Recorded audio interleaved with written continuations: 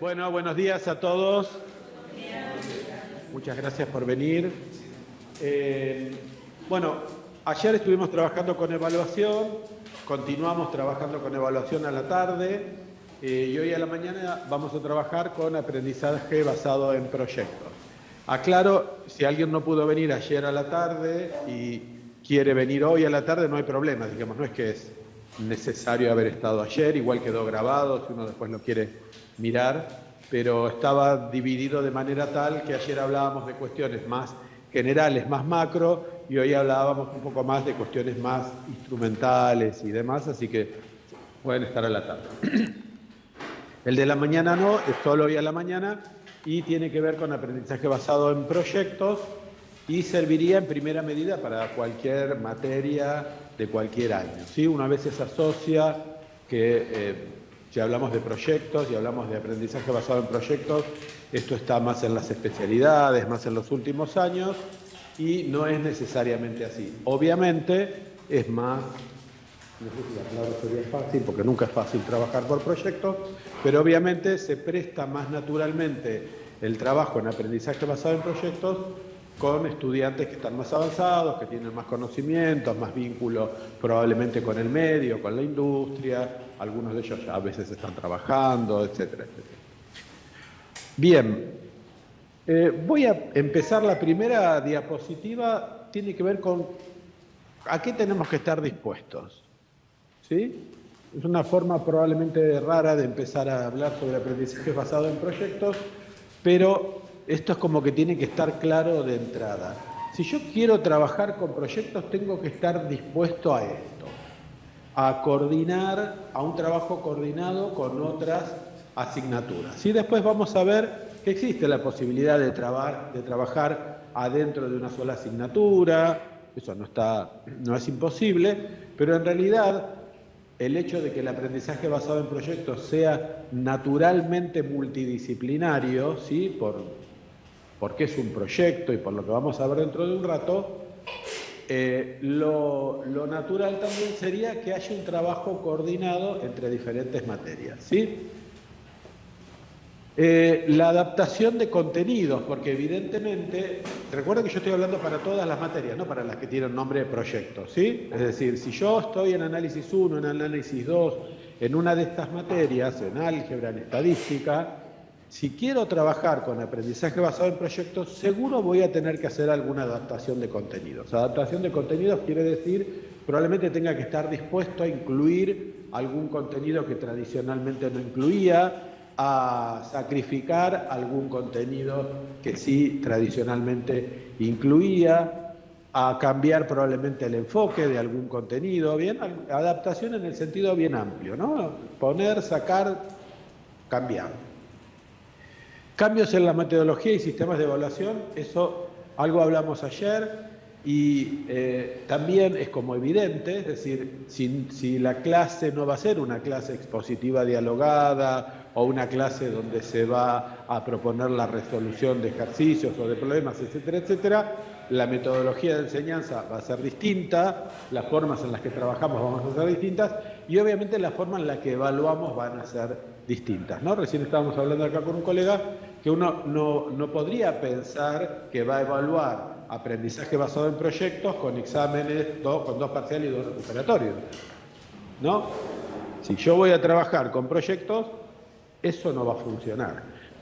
Si lo quiero hacer funcionar así, algo va a salir mal, algo no va a salir bien.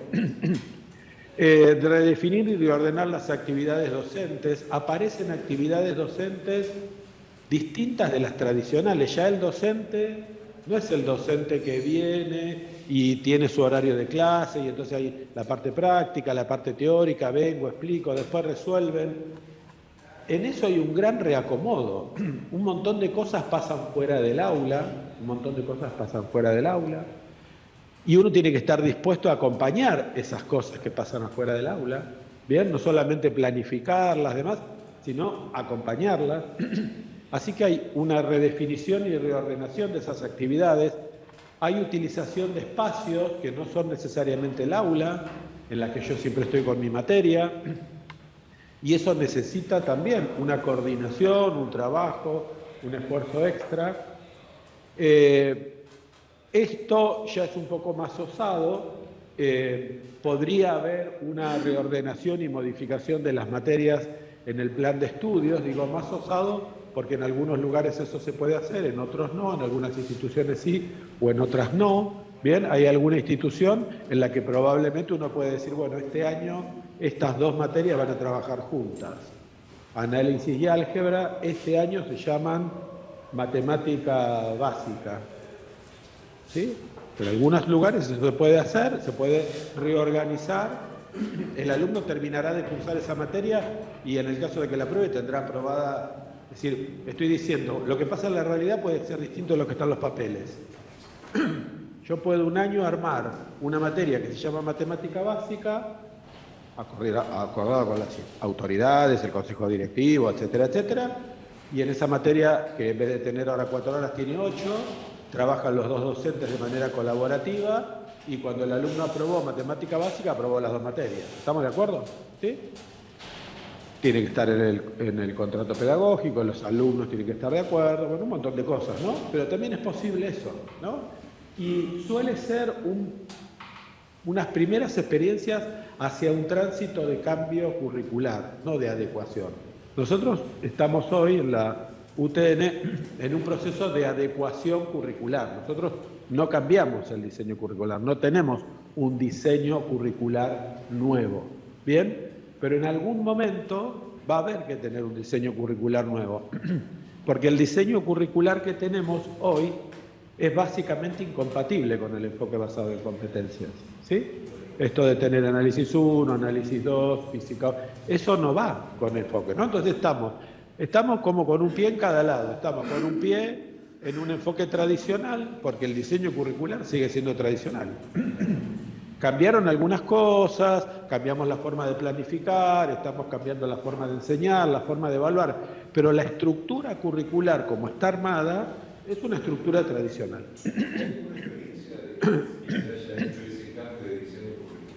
En Argentina no. Hoy recién estábamos hablando con el colega, es un comentario al margen de esto, pero es importante. Argentina, nosotros estamos en este proceso de que va a venir CONIAU a evaluarnos en el enfoque basado en competencias, no porque hayamos evolucionado, porque nos acorraló el mundo. La CONIAU ya debería haber hecho esto hace mucho tiempo. Es decir, el mundo funciona de esta manera, por enfoque basado por competencias. Europa, Estados Unidos, toda Latinoamérica, ni que decir Asia.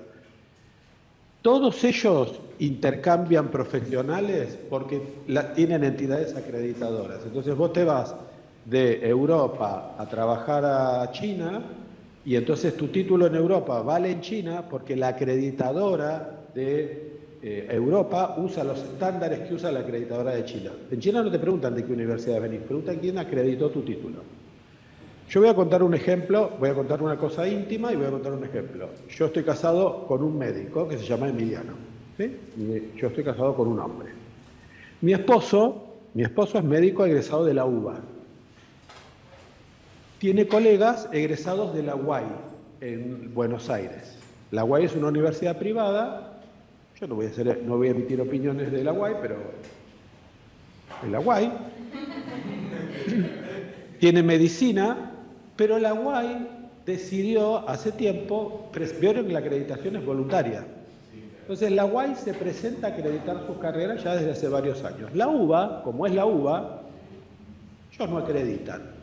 Ellos no aceptan que nadie les venga a decir si lo que hacen está bien o está mal. La UBA no acredita. Emiliano tiene un título de médico de la UBA. Emiliano es doctor en medicina, trabaja en el Hospital Posadas, tiene una trayectoria de investigador, digamos, no solo se recibió de médico. Una compañera de él, que solo lo que hizo fue la carrera de medicina de la UAI, se fue a vivir a Chile. Entonces llegó a Chile y le dijeron, ¿nos da su título? ¿Quién se lo acreditó? La CONIAU de la Argentina, porque las acreditadoras son todas reconocidas internacionalmente entre sí y tienen los mismos estándares de acreditación. Entonces, ¿qué hizo ella para trabajar en Chile? Nada, le dijeron, sí, vaya. Si Emiliano quiere ir a trabajar a México de médico, tiene prácticamente que cursar la carrera de nuevo. Le hacen rendir 800 exámenes y el título de la UBA no es válido para ejercer medicina en Chile. ¿Por qué? Porque no está acreditado.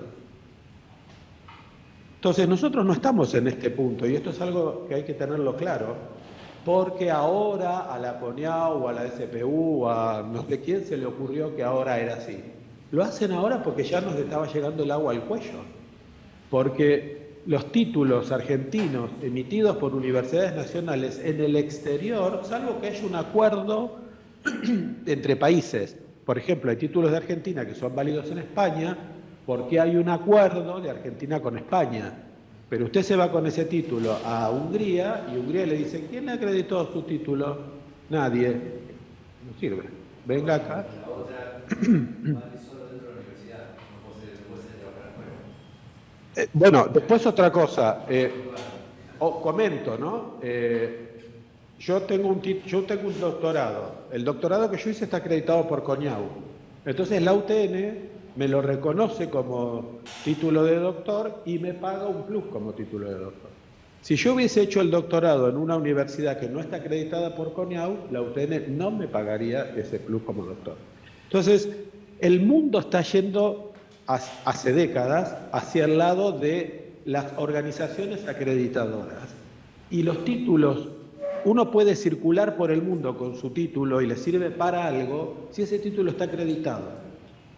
Después puede ser la UBA, por eso la puse a la UBA de ejemplo, porque uno diría, bueno, universidades prestigiosas en la Argentina, la UBA.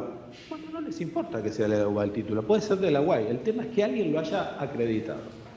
Y entonces, ahora, digo esto porque ahora ya no es una cuestión de si estoy de acuerdo, no estoy de acuerdo, me parece bien, me parece mal.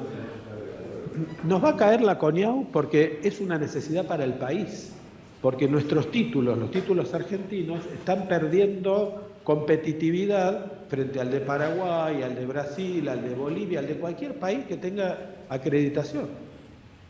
Porque todos acreditan además de la misma manera. Es decir, todos acreditan por el enfoque basado en competencia. Esto tiene que ver con el acuerdo de Bolonia de los años 80. Europa hace décadas que está con esto, en Estados Unidos hay otro acuerdo, los asiáticos tienen otro acuerdo, todos son compatibles y las entidades acreditadoras, como yo les decía, acreditan todas con los mismos estándares. ¿Qué hacía CONIAU? No acreditaba de esa manera. Bueno, eso, y así nos estaba yendo, porque cuando uno va al exterior, lo que le preguntan es sobre competencias, no le preguntan sobre qué contenidos maneja. ¿Bien?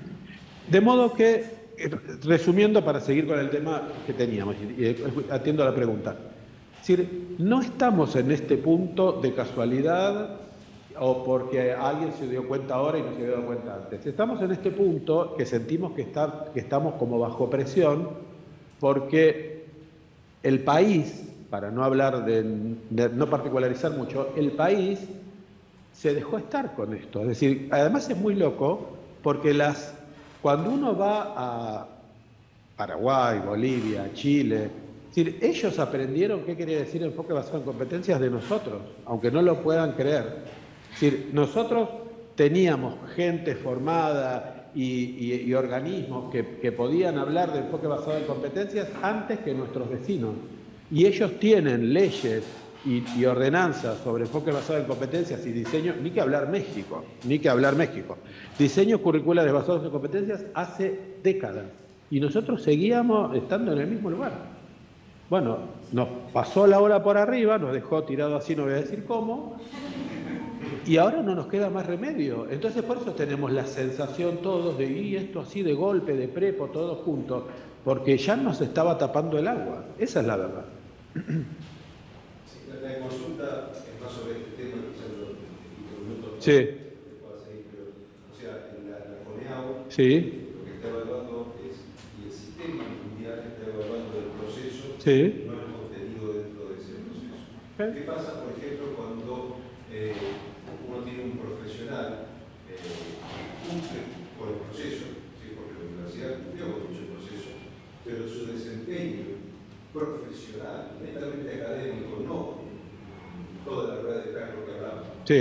deja un poco que sea. Bien, es una buena pregunta. A ver, ¿alguien puede garantizar hoy que los egresados dentro de 5, 6 años, 4, del enfoque basado en competencias van a ser mejores, entre comillas, que los anteriores? No. Hoy no. En la Argentina no. En el mundo hay un montón de investigación, hay universidades. Hoy voy a contar el ejemplo de Aalborg, una universidad de Dinamarca. Ayer charlábamos después del curso. Hay países donde la resistencia fue tal que lo que decidieron es abrir nuevas universidades. La Universidad de Aalborg en Dinamarca se abrió cuando los daneses se cansaron de querer convencer a sus universidades de que pasen al enfoque basado en competencias y dijeron, bueno, listo, vamos a abrir otra por enfoque basado en competencias. Los egresados de Aalborg son de excelencia, ¿sí? Después yo voy a poner un paper y busquen ustedes si quieren datos de Aalborg. Es como una universidad modelo en el mundo, como el Tecnológico de Monterrey. El Tecnológico de Monterrey es un ejemplo modelo en egresados de ingeniería y trabajan por enfoque basado en competencias. ¿Qué hizo el Tecnológico de Monterrey? Y no lo digo para asustar a nadie. El Tecnológico de Monterrey, en el 2002, el Tecnológico de Monterrey era una institución tradicional. Las lógicas laborales en México son muy parecidas a las de Estados Unidos, ¿sí? No son como acá en México. Tienen 6 días de vacaciones por año, 6. No hay esto de mucho de indemnizaciones ni nada de eso en México. Lo conozco bien el caso. Y entonces, ¿qué hizo el Tecnológico de Monterrey? En 2002 dijo, pero en el 2005 vamos a empezar una adecuación para en el 2005 estar trabajando plenamente por enfoque basado en competencias. Vamos a estar durante 3 años capacitándonos. Bien. Llegó el 2005, juntaron a la gente, le dijeron, bueno, en 2004, en el 2005 empezaba, el año que viene empezamos a trabajar de esta manera. ¿Quién no está de acuerdo? Hicieron una lista y los echaron. Y eso es el MIT, eso es el Tecnológico de Monterrey, perdón. El Tecnológico de Monterrey es así. Es un ejemplo trabajando en este enfoque. ¿Y cómo lo lograron? Yo no digo que hay que hacer eso, ¿Cómo lo lograron? ¿Cómo lo lograron? Le dijeron, ¿vos no estás de acuerdo? Bueno, acá vamos a trabajar así, ¿no estás de acuerdo? Andate. Los daneses, no los echaron, los dejaron a todos encerrados en una universidad y armaron otra. Cuento esto para comentar que el proceso no fue fácil en ningún lado. No es que a nosotros nos está costando y en los otros países todos empezaron a festejar que venía el enfoque basado en competencia y demás. No fue así en ningún lado. Pero de una manera como el Tecnológico de Monterrey o como Aalborg, bueno, en Estados Unidos ni que hablar, en las universidades estadounidenses te dicen no te gusta, chao, otra cosa, mariposa. Pero en todos lados hubo un proceso de reconversión hacia este enfoque hace décadas. Y nosotros nos quedamos atrás. Y ahora está todo el mundo haciendo esto y nosotros estamos haciendo otra cosa y no tenemos más remedio que ir hacia ahí. Yo lo estoy contando visto como de público, ¿no? Yo estoy totalmente convencido, Mario de Blasi, de que hay que ir hacia ahí. Pero si yo fuera público, diría, bueno, esto es así. No hay opción. Es decir, no es que acá la CONIAU o la SPU o el ministerio ya sacó resoluciones, la de los alcances, ya está normado. No estamos en un proceso, en un momento de debate de si estoy de acuerdo, si no estoy de acuerdo. Si yo puedo no estar de acuerdo, yo docente. Pero tengo que asumir que lo voy a tener que hacer, porque está normado, no es si quiero o no quiero. Hace unos años todavía estábamos debatiendo si era bueno, si era malo. Ahora, por ejemplo, ¿cuál es el debate? ¿Por qué no se pudo hacer, yo creo, algo mejor hecho? Porque hubo una resistencia enorme al sistema de créditos. Porque todos estos lugares que trabajan de esta manera trabajan con créditos. Bueno, en la Argentina no se pudo. Pero no se pudo por la resistencia de las instituciones. Entonces, eso quedó a mitad de camino, estamos como cojos, estamos con el enfoque basado en competencias sin créditos. Y por eso no se reformularon los diseños curriculares. Por eso seguimos con los diseños curriculares del siglo XIX. Porque para tener diseños curriculares modernos, adecuados a esto, tendríamos que tener diseños curriculares por créditos. Como hubo una resistencia, bueno, de nuevo, es la Argentina, ¿no? Es decir, nos vamos a resistir un tiempo más y dentro de 2 años, 3 años, 5, va a venir, van a decir, listo, se acabó, hay créditos. Y nos van a obligar a todas las universidades a reformular sus diseños curriculares por créditos. ¿Por qué? Porque todo el mundo trabaja así. ¿Por qué un pibe que estudia ingeniería en Alemania puede ir a cursar una materia de ingeniería en Francia? ¿Por qué? Porque va a Francia y hace una materia que se llama no sé cómo, que ni está en el plan de estudios de Alemania, ni está, es de ingeniería, pero en ese plan no está, pero tiene 5 créditos. Entonces, cuando el tipo vuelve a su universidad, como esta universidad está acreditada y esta también, vuelve a su universidad y le reconocen los 5 créditos. Eso acá no se puede hacer. Si vos te vas a cursar una materia de ingeniería a la UBA, tenés que ser equivalente, no sé qué tenés, una locura, y probablemente vuelvas acá y te digan, no, eso no sirve para nada. ¿Cómo debería ser? Si en la UBA dan una materia de ingeniería, de alguna cuestión específica, de electricidad, de no sé qué, y a mí me interesa, yo tengo que poder ir a cursar esa materia a la UBA, porque acá no se da, estar las 2 universidades acreditadas, y venir acá con los créditos de la UBA y que la UTN me diga, está bien, listo, usted ya tiene 3 créditos más. Así funciona el mundo. Acá quedamos a mitad de camino, quedamos que nos vamos para el enfoque basado en competencia, pero no tenemos crédito.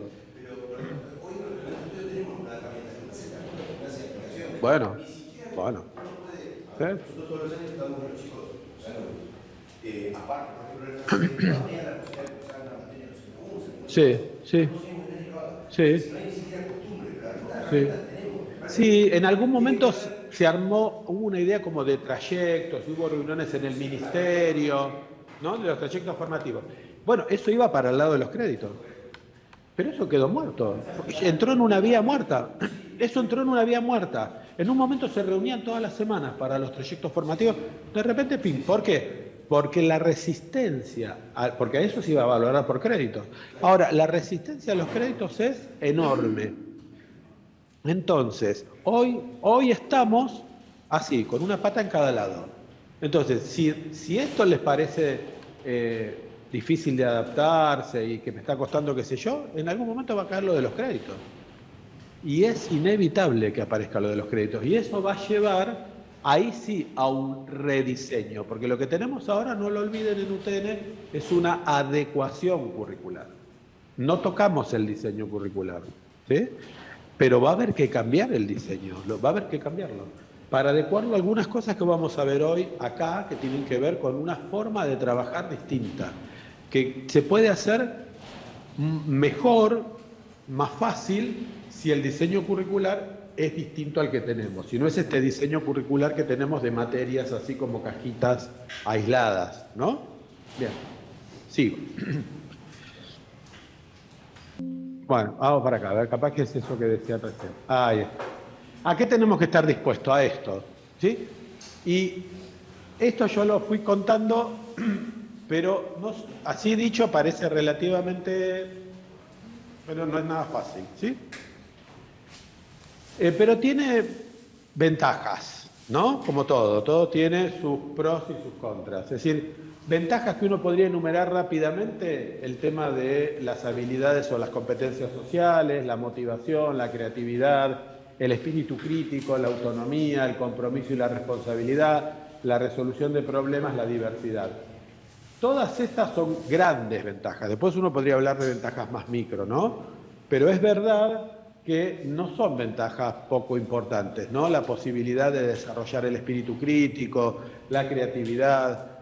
Piensen en actividades más tradicionales que uno hace en el aula, ¿no? Mucho espíritu crítico no hay, mucha creatividad tampoco. En general, motivación y autonomía hay un poquito, pero bueno, no mucho tampoco. Y la atención a la diversidad. Ayer hablamos un poco de esto de la atención a la diversidad, ¿sí? El aprendizaje basado en proyectos, como hay un trabajo en equipo siempre, el aprendizaje basado en proyectos siempre es en equipo, eso permite que diferentes estudiantes con diferentes perfiles de aprendizaje, con diferentes historias, trayectorias escolares, con diferentes capacidades, puedan integrarse, puedan encontrar la forma de cómo encajar en ese trabajo de proyecto. Que si tuviera que ser una tarea que tienen que hacer individual y es la misma para todos, probablemente para uno sea relativamente fácil y para otro muy difícil. En cambio, en un proyecto, si el equipo funciona bien, como tiene que ser, y ayer hablamos mucho de cómo hay que trabajar en equipo y que la evaluación es muy importante, evaluar el trabajo en equipo, permite también el abordaje de la diversidad, ¿sí? Bien, acá hay como un recorrido rápido de qué habría que hacer cuando uno trabaja por proyectos, ¿sí? Recuerden que esto queda grabado, queda el PowerPoint, no es necesario que copien, ¿sí? Si lo quieren ir leyendo para no leerlo porque está detallado, pero eso sería básicamente, en líneas muy generales, cómo sería el trabajo por proyecto, ¿sí? Y ahora vamos a ir hablando algunas variantes de eso, porque no necesariamente todo es de una manera, digamos, hay grises, ¿no? Pero básicamente el que planifica el proyecto obviamente es el profesor, que lo planifica para sus estudiantes, ¿no? Pero fíjense que los contenidos tienen que ser relevantes, tienen que estar derivados de los estándares, vinculados con los contenidos curriculares, pero tiene que ser significativo y generar interés para los estudiantes, ¿bien? Esto en general es porque el proyecto es de alguna manera negociado con los estudiantes, es decir, yo les propongo algún problema, alguna pregunta muy abierta, y entre todos vamos acotando ese problema o vamos acotando esa pregunta, primero para que sea abordable con lo que sabemos, con lo que podemos hacer, y además para que les interese, para que sea algo que sea motivador. Bueno, activar la curiosidad, presentar un tema problemático, desafío que se busca responder, una lluvia de ideas para responder a él. Los estudiantes con el profesor crean una pregunta guía que captura el corazón del proyecto y le otorga un desafío, ¿bien? Es decir, acá hay una gran diferencia entre aprendizaje basado, que la sigla es la misma, y lo voy a decir dentro de un rato. Acá hay una gran diferencia entre aprendizaje basado en problemas y aprendizaje basado en proyectos. A veces se confunden y se hace una cosa creyendo que es otra, ¿sí? Si el proyecto, si la pregunta o el problema está impuesto por el profesor, eso es aprendizaje basado en problemas. A pesar de que después se trabaje como si fuera un proyecto. Para que sea un proyecto, la pregunta guía, la consigna con la que arranco, el problema con el que arranco, tiene que ser un problema construido colectivamente con los estudiantes. Obviamente ahí uno dirá, está la cadera, la cintura del profesor, que va llevando a los estudiantes hacia determinados lugares y no otros, ¿no? Pero el estudiante, si yo me pongo del lado del estudiante, yo tengo que apropiarme de ese proyecto. Más allá de que el profesor haya sido muy hábil en orientarme y en seducirme para ir para tal lugar, pero eso es una diferencia fundamental entre problema y proyecto, ¿sí? Después hay otras diferencias, pero esa es fundamental. ¿Bien? Si yo vengo con una pregunta que se necesita responder y la planteo yo, o con un problema que se necesita resolver, eso es aprendizaje basado en problemas, ¿sí? Bien, bueno, el resto después lo pueden leer tranquilos, por supuesto hay investigación, hay trabajo grupal mientras investigan, y por supuesto tiene que haber un producto final, un informe o un producto, porque a veces el proyecto es la construcción de algo, el diseño de algo, ¿estamos de acuerdo? En las materias de primer año probablemente no es la construcción de un proyecto o el diseño de algo, pero es la respuesta a una pregunta muy abierta, muy generadora. Obviamente nada de esto puede ser googleable, ¿no? Es decir, tienen que ser cosas que realmente signifiquen un desafío.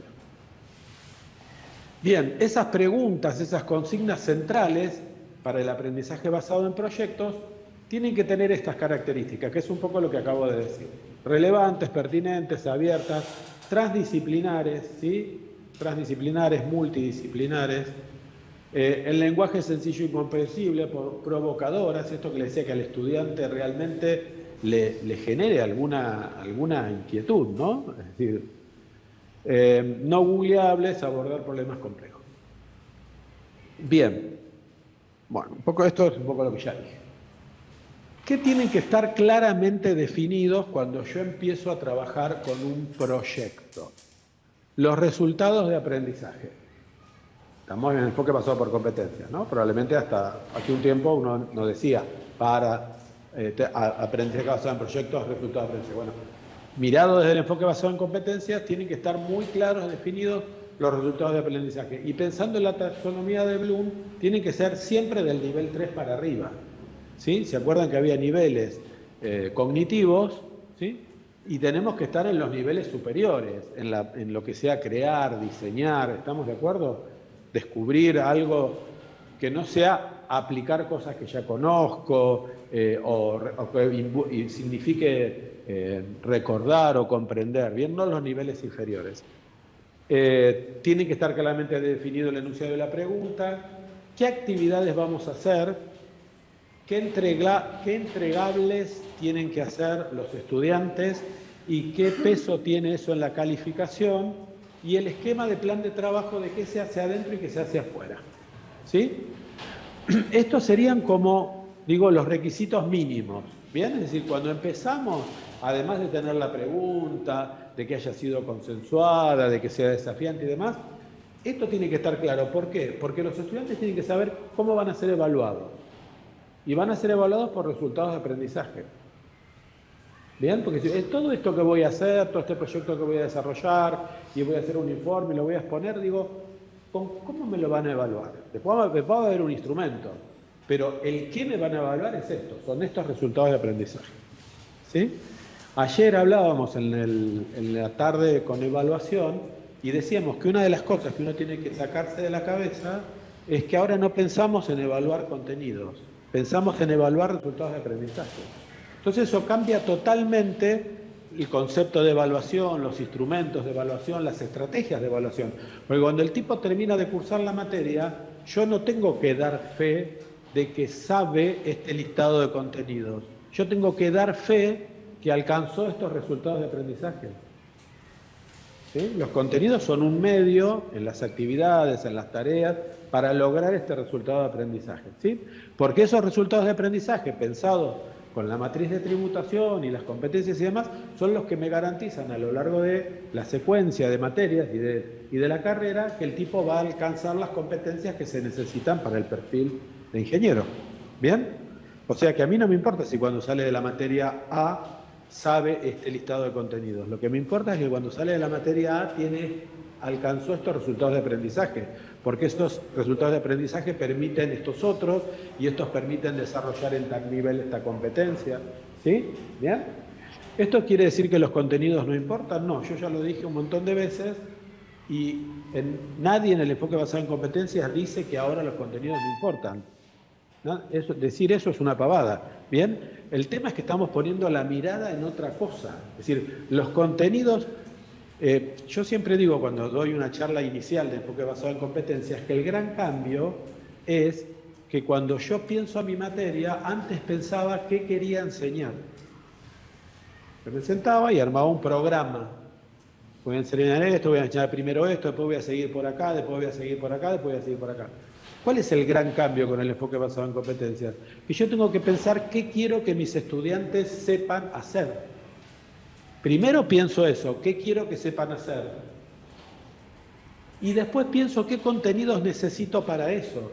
Y hay un montón de contenidos que yo daba, se me empiezan a caer a pedazos. Y otros que no les daba mucha bolilla tienen relevancia. ¿Sí? Ese ejercicio de cambiar esa mirada es como dar vuelta a la caja. Es decir, acá no es yo quiero enseñar esto. No, yo quiero que mis alumnos puedan sepan hacer esto. Bueno, para que sepan hacer esto, ¿qué contenidos necesito? ¿Y cómo los organizo en la materia? ¿Bien? Entonces, pensando en el tema de las acreditaciones, Sí. los resultados de aprendizaje, Sí. no tendrían que estar más o menos definidos, o sea, previamente, digamos, como antiguamente uno se basaba en ciertos contenidos mínimos, Sí, sí. de tener unos resultados mínimos para que sean, digamos, uniformes en cierto aspecto. Después yo veo la forma de lograrlo con contenido. Sí. La secuencia ahí, nos vamos de tema, pero está interesante. La secuencia ahí es la siguiente. El ministerio sacó una resolución, esa famosa resolución donde están los alcances, los descriptores. Bueno, cuando uno lo lee son las competencias, ¿no? Entonces, ¿qué tiene que hacer cada institución? Piensen que la UTN es una cosa particular porque tenemos regionales. Imaginémonos en una universidad que no tiene regionales. ¿Ves? ¿Qué hace la institución? Agarra eso y tiene que armar su perfil de ingeniero. Cuando arma su perfil tiene que armar los objetivos de la carrera, porque sigue habiendo objetivos, pero los objetivos no son de la materia, son de la carrera. ¿Bien?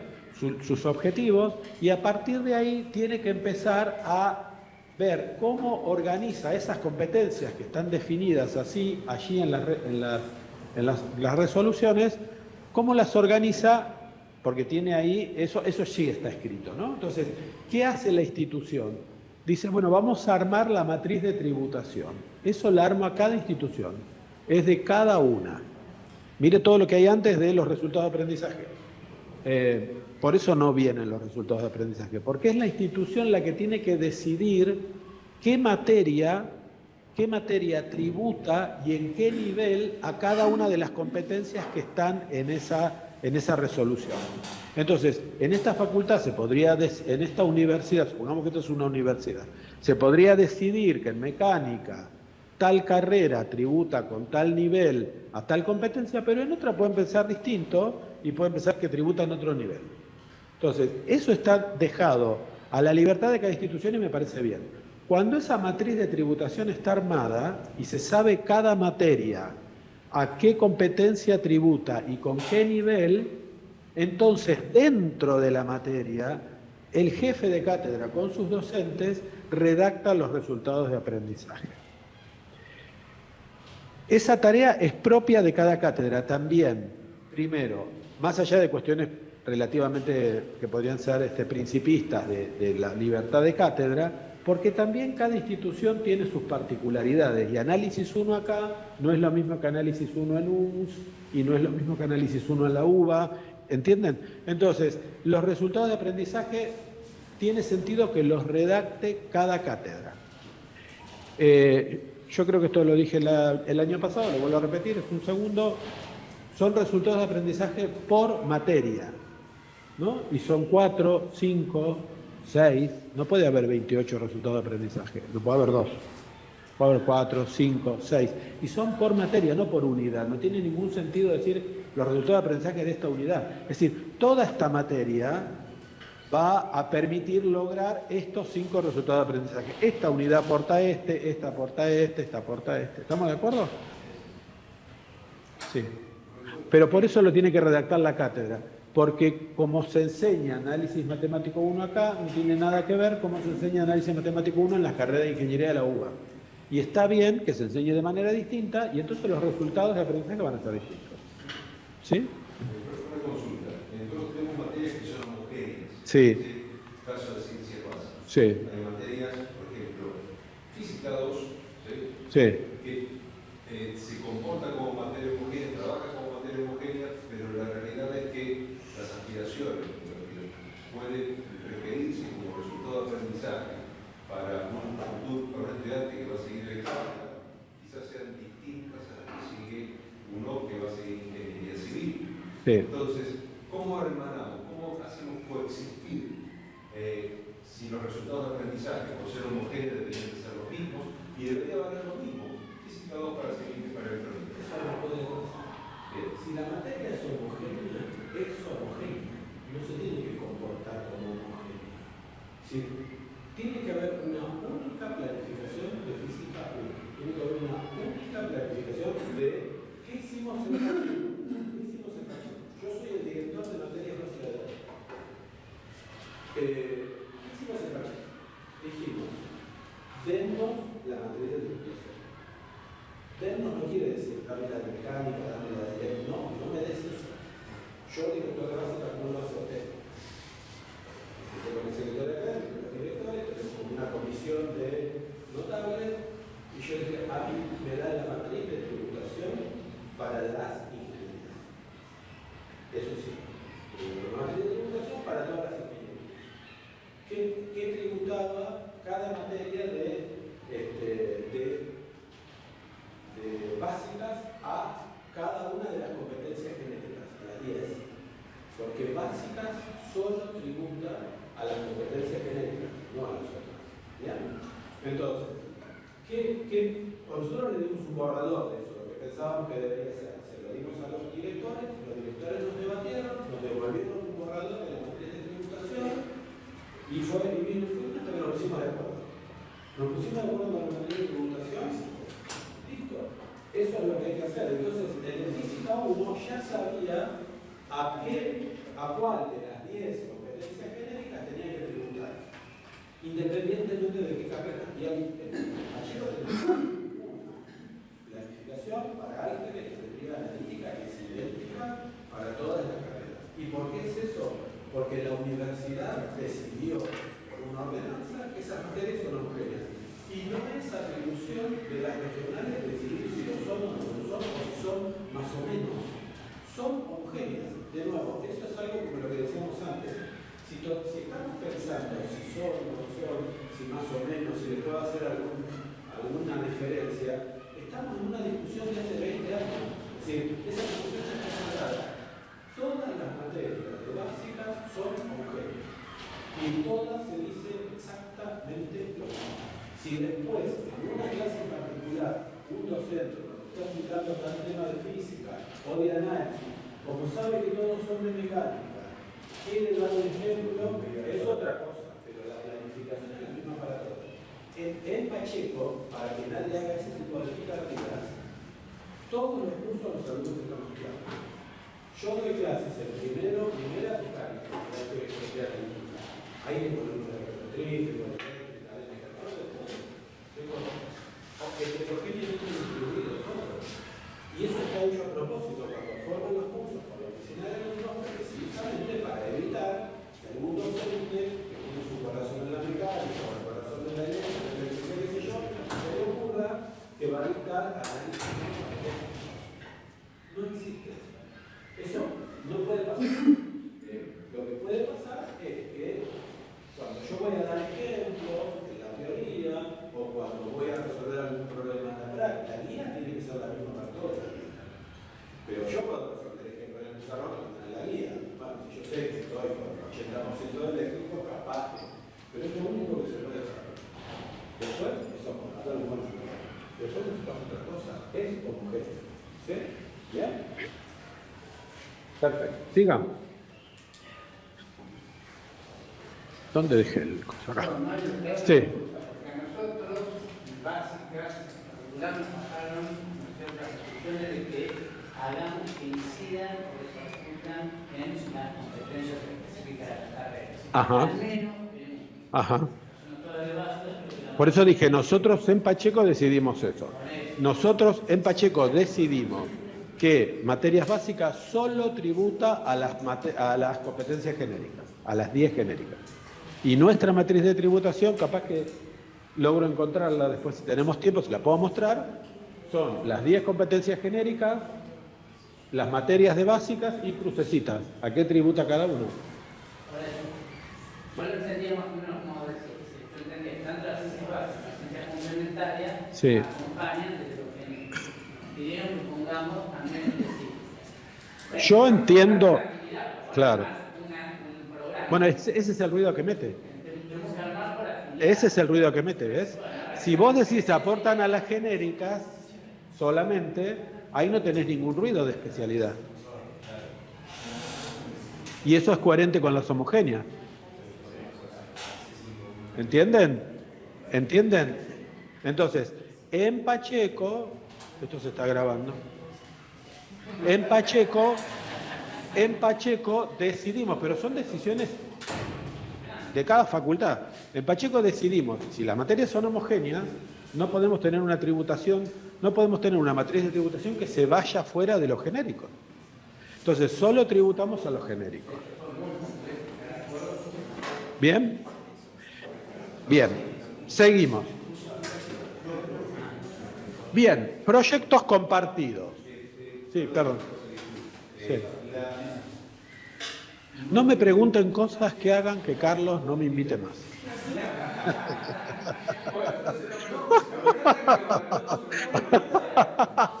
Pero está grabado, está todo grabado, está todo grabado. Bien. Bien. No, pregunte. Pregunte. Pacheco, por ejemplo, ciencias básicas no técnicas específicas. No. Eso ha sido una normativa a nivel todas las regionales. No. La matriz de tributación se arma en cada regional y cada regional decide cómo armarla.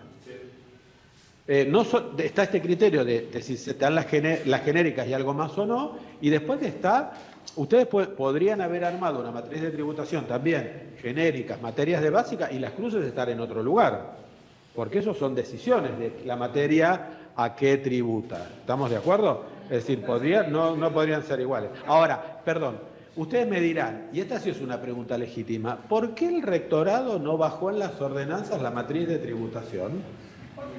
¿Por qué? No sé. Pero digo, se podría haber bajado una matriz de tributación, en el caso de básicas estoy hablando, una matriz de tributación, sí, se podría. Bueno, pero somos una universidad, y lo digo de verdad, esto no estoy siendo irónico, somos una universidad democrática y lo que se hizo es que cada regional, ahora lo que podría haber pasado también es que los decanos se juntaran y dijeran, no, miren, pongámonos de acuerdo entre todos y tengamos una misma materia. Bueno, eso no pasó. Es un error que las básicas tributen en las específicas. Para mí, no diría que es un error, pero digo que mete ruido respecto a la homogeneidad. Porque por un lado decimos que son homogéneas y por otro lado decimos que tributan a las específicas. ¿Eso mete ruido o no?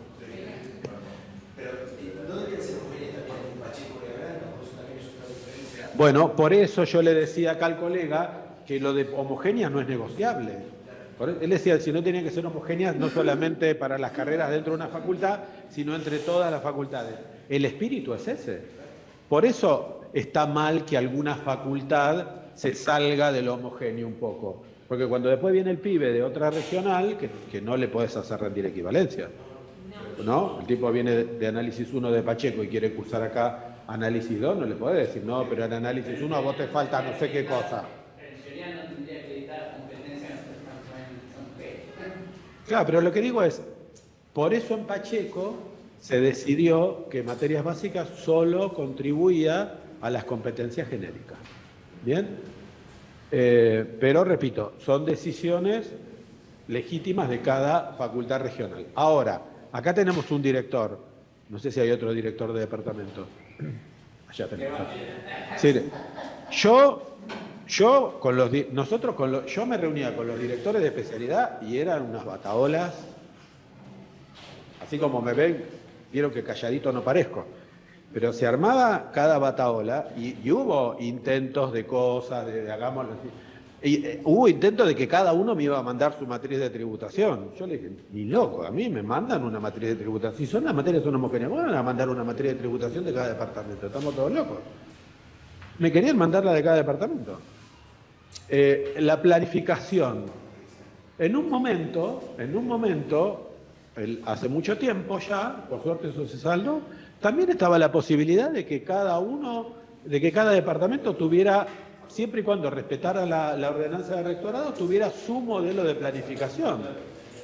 Yo le dije, yo ni loco, ¿vos te crees que yo le voy a pedir al tipo de análisis que me haga una planificación para mecánica, una para elec? No, acá hacemos todo el mismo modelo de planificación, no hay modelos distintos de planificación. El de álgebra hizo una única planificación para toda la carrera. Pero en algún momento a alguien se le ocurrió que podía haber modelos distintos. No. Entonces, pero muchas de esas cosas son cosas que se resuelven paredes adentro de cada regional. Y son negociaciones. A veces son más acaloradas, a veces son menos acaloradas, pero son negociaciones, ¿sí? Y esos son atribuciones de los directores, ¿sí? De ponerse nos vamos a poner de acuerdo. Es la responsabilidad de los directores, ¿sí? Bien. Proyectos compartidos. Hay algunas ideas de cómo armar proyectos compartidos. A ver, acá me decía el profesor que él tiene una materia que es proyectos. Pero la idea, cuando hablamos de aprendizaje basado en proyectos, el espíritu de la propuesta de aprendizaje basado en proyectos es que sean proyectos compartidos. ¿Sí? Bueno, hay muchas posibilidades de compartir proyectos. Acá hay 1, 2, 3 esquemas, pero no son los únicos. Digo, yo puedo trabajar un proyecto en una materia que lo que se trabaja en esa materia sea un insumo para otra, lo trabajado en ese proyecto, bien, y que finalmente haya un resultado en conjunto de esas dos materias, que es distinto a trabajamos el proyecto en dos materias. Ahora, ¿qué es mejor o es peor? Ninguno es mejor o es peor. Depende de las posibilidades y de las realidades de mi institución. Hay instituciones donde esto se puede hacer, pero esto no. Si el tipo el que vive acá adentro, el dueño de esta quinta, dice, mira, si vos me querés pasar datos de tu investigación, del proyecto que hiciste, yo los uso, qué sé yo, no sé qué. Pero a mí no me venga, yo no quiero más proyecto, nada.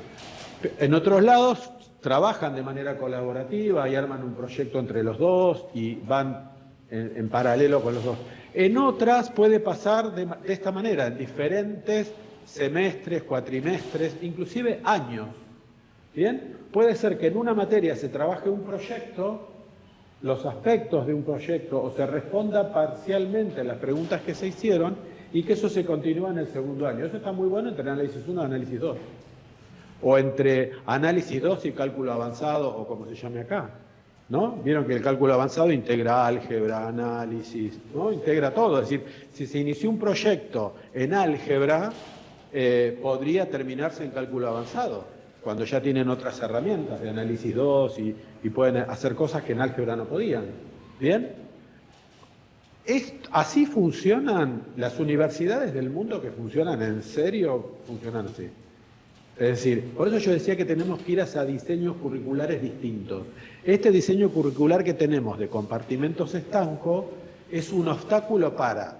Ahora, con este diseño curricular que tenemos, ¿no se puede hacer esto? Sí, se puede, pero es más difícil. Es más difícil. Ahora, cualquiera de estos sería posible y válido. Nosotros en Pacheco, ahora voy a seguir, trabajamos con un... Sí. Cuando hablamos de dos asignaturas, Sí. ¿son los mismos estudiantes o pueden ser estudiantes diferentes en cada asignatura que compartan un mismo proyecto? Las dos cosas. La más fácil es que esta sea análisis 1 y esta sea álgebra y esta sea análisis 1. Que compartan los estudiantes, por ejemplo. Eso es lo más fácil. Pero no necesariamente tienen que ser los mismos. ¿Sí? Porque vos podés tener... perdón, acá me equivoqué de dibujo, discúlpame. Acá vos podés tener los mismos estudiantes o no. Acá no tiene nada que ver, porque estos estudiantes toman lo producido por estos. ¿Sí? Sí. El cuadradito de la derecha arriba, ¿podrías lograr de manera compartida? Sí. Acá podría ser el famoso ejemplo que yo dije. A ver, porque el proyecto está así como una intersección, pero toda la materia podría ser un proyecto. ¿Estamos de acuerdo? Eso sería el ideal. El ideal sería que toda la materia se trabaje adentro de un proyecto. Y entonces estas dos materias terminarían siendo la misma. Si hubiera un gran proyecto que permitiera que álgebra y geometría analítica y análisis 1 trabajaran todo el semestre, todo el cuatrimestre, todo el año en ese proyecto, y bueno, esa sería materia, como decíamos, se podría hacer, es matemática básica, porque están los dos docentes trabajando con los alumnos, están todos mezclados. ¿Bien? Cuando hablamos de proyecto, hablamos de algo que se desarrolla durante todo el cursado o también, o no, es algo que se puede desarrollar como, en vez de, cuando decimos, bueno, en vez del clásico final, sacamos un proyecto que después se desarrolle para terminar de redondear, digamos, ese resultado de aprendizaje. Bien, está buena la pregunta. Una cosa es que yo haga aprendizaje basado en proyectos y otra cosa es que haga proyectos. Bien, yo puedo hacer aprendizaje basado en cualquier cosa y que para aprobar la materia tengan que hacer un proyecto. Pero eso no es aprendizaje basado en proyectos. Aprendizaje basado en proyectos es yo aprendo lo que el docente quiere que aprenda ahí están los contenidos, las competencias, las habilidades, ¿sí? Lo aprendo mientras hago ese proyecto. Lo otro es, usted puede dar clases de manera tradicional, tiene una guía, resuelven ejercicios, qué sé yo, y para el final me tenés que armar un proyecto de 10 carismas, ¿sí? Son dos cosas distintas. Una cosa es que se hagan proyectos en la materia y otra cosa es que el aprendizaje esté basado en proyectos. ¿Usted ya tiene experiencia en proyectos compartidos? Sí, sí, lo voy a contar. Y en básicas, que es lo más interesante de contar, porque... ¿Todos los años se van renovando esos proyectos? Me refiero para... Sí. Porque echa ley, echa trampa, y Sí. toda la buena voluntad que nos puede poner Sí. esto, pero la contrapartida es que quizás por un tema de beneficio de tiempo, Sí. o lo que sea, Sí. los estudiantes Sí. toman información de lo ya Sí. hecho para presentar y Sí. tener una ventaja relativa. Sí, para hay una estrategia que da resultado en ese sentido y es que uno puede armar, lo nuestro está armado en base a experiencias de laboratorio en física. Y entonces uno puede tener 5 experiencias distintas, por ejemplo, para primero y 5 para segundo. Es muy difícil que un pibe que está cursando en el 2023 tenga algún contacto con el del 2018. ¿Es imposible? No. Pueden armarse un repositorio y sí, pero es algo con lo que uno tiene que convivir. ¿Sí? Sí. Sí.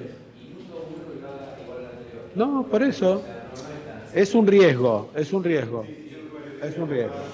mucho trabajo ya hecho cuando Sí. Cuando les ponen. Es un riesgo, hay que correrlo. Una forma de minimizar el riesgo es tener varios experimentos, por ejemplo, o varias preguntas, irlas rotando, y entonces es verdad que ellos están en contacto con el del año anterior, pero es muy raro que con el de 5 años atrás. Y ahora van a ver que por el tipo de experiencia que les voy a contar, uno dice, hay que armar 5 experimentos. Es primer año. Un chorro de agua, ¿sí? ¿Estamos de acuerdo? Ahora. Ahí está. Otro modelo, perdón, estaba ahí, estoy acá. Otro modelo sería pensar en un modelo semestral. Semestral, cuatrimestral, en nuestro caso, anual. Este es el modelo que usamos en Pacheco. Los pibes cursan en ese año, en nuestro caso es año, porque en Pacheco las materias son anuales, cursan en ese año varias materias. En algunas de esas materias desarrollan en algún momento del año, por eso fíjense que está puesto así, un proyecto. ¿Bien? ¿Ese no es un espacio que puede ocupar la integradora de cada nivel? Esperen que me sacó el micrófono.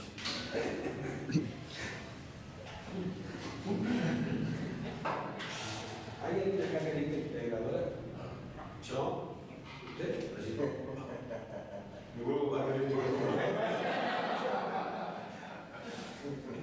Cuando se introdujeron las materias integradoras en los diseños curriculares, era como una bocanada de aire puro que estaba por la ventana. Porque ¿qué se suponía que se hacían las materias integradoras? En la del primer año. Se trabajaba en equipo con el de análisis, con el de álgebra, con el de física, y se hacía esto. En la materia integradora se armaba un proyecto que integrara, por eso se llama integradora, que integrara los aprendizajes de las otras materias. Por eso tenían 2 dedicaciones, porque es un laburo interesante. Claro. ¿Qué pasó después con el tiempo? Llegó a la integradora Pepe Pérez. ¿Qué hizo Pepe Pérez? Yo sé enseñar tal cosa. ¿Y entonces qué enseñó Pepe Pérez? Lo que sabía. Pero la idea era brillante, brillante. Era darle 2 dedicaciones a alguien para que esté en una materia integradora, para que se dedique a hablar con el análisis, con el análisis, con el de álgebra, con el de física, tomar las planificaciones, ver en qué momento del año sabían tal cosa para poder hacer tal cosa en la integradora. Eso era la integradora. Terminó siendo un zafarrancho. Un zafarrancho. Ahora, ¿es culpa del docente que está en la integradora? No, no voy a decir quién es culpa. ¿Es culpa de la integradora? Pero esa idea hay que reflotarla institucionalmente. Los directores de departamento básicos tienen que decir, escúchame, es de la integradora que uno no viene a preguntar nada. Y pero para eso está la integración. Y por eso le pagaban 2 dedicaciones. ¿Se acuerdan que le sacaron las 2 dedicaciones y le pagaban una? Claro, cuando se dieron cuenta, porque tampoco como el medio, cuando se dieron cuenta que estaba pagando 2 dedicaciones para que hagan lo que se le daba la gana, digo, no, 2 dedicaciones no. Las 2 dedicaciones era porque el que tomaba la integradora tenía un lindo laburo por delante. Y además tenía que tener un perfil docente alineado con esto. ¿Bien? Ahora lo digo.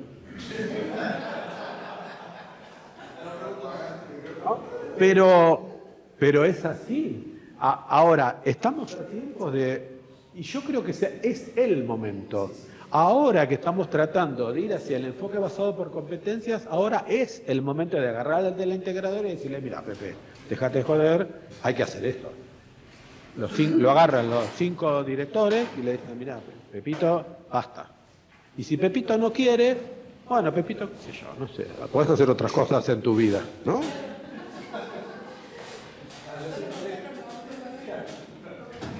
Pero ese era el espíritu de las materias integradoras, y por eso se llaman integradoras. ¿Estamos de acuerdo? Y además estaban obligados, el espíritu era, miren qué interesante que era la idea. El de la integradora de primer año integraba las materias de primer año y tenía la obligación de que el proyecto que desarrollaba ahí continuara la integradora 2.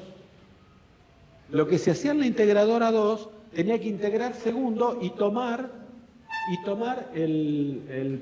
por ejemplo, yo no soy ingeniero, lo aclaro. Entonces, si estábamos en civil, en la última integradora probablemente tenían que hacer el diseño, no sé, de un edificio de tales características, que habían empezado a trabajar cosas antes en las integradoras anteriores. ¿Estamos de acuerdo? Es decir, cada integradora integraba horizontalmente y las integradoras tenían que estar a su vez articuladas entre sí. Era una idea brillante, brillante. Terminó implementada un desastre. Pero digo, no estoy hablando de la regional Bahía Blanca, no me malinterpreten, ¿eh? En todas las regionales es lo mismo, ¿eh? Es decir, pero yo no sé si es porque no se entendió, porque podría ser honestamente que en ese momento, esto que yo lo estoy contando así que parece tan simple, no sé cómo se contó, no se entendió, o podría ser que sí se entendió, pero había que ponerlo a Pepe Pérez ahí, no lo sé. La verdad no tengo idea. Pero por los motivos que fuera, eso fue una pérdida de oportunidades enorme que nos hubiese facilitado mucho el tránsito hacia lo que estamos hablando ahora. Porque eso hubiese sido, en alguna manera, empezar a trabajar en el enfoque basado en competencia. Además, hay que ver si están bien seleccionadas las integradoras también para poder trabajar verticalmente. Es que la integradora no tiene contenidos, teóricamente. No hay que seleccionar. El contenido lo metió el que se puso a dictar ahí. La integradora no tiene contenidos. Pero eso está mal, Eso fue de facto.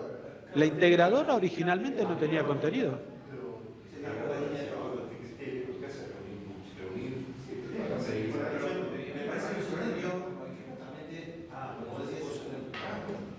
Pero yo creo que es un momento para enmendar ese error. Es un momento para enmendar ese error histórico. ¿Sí? Lo que pasa es que si uno llega y, digamos, no estoy hablando del colega, pero digo, uno entra a la institución y ve que en la integradora está el Pepe Pérez enseñando no sé qué cosa, uno supone que ese es el programa de la materia. No, es lo que se le ocurrió a Pepe Pérez. Y si Pepe Pérez se jubiló, se renunció y llegó Juanita Gómez seguía enseñando lo mismo que enseñaba Pepe Pérez, porque ese yo era el ayudante de Pepe Pérez. Pero es así, quedó así. Bien.